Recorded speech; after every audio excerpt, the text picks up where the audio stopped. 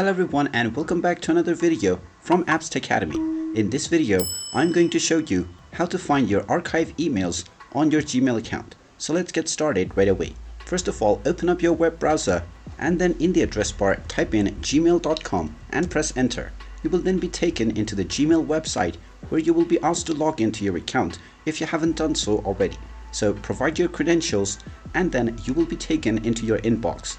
Now from your inbox page you will find various email sections at the left side, but there is no particular folder called archive. However, in order to archive any email, you can hover over to the email that you want to archive and then click on the archive button. This will now be moved to your archive folder. Now in order to find the archived file, you will not see a folder called archive, but you can find these emails within the all mail section. Go ahead and click on all mail and now you can find the emails that you have added to your archive folder. If you hover over to your archived email, you will find that you are not able to tap on the archive button anymore because this is already in the archive folder.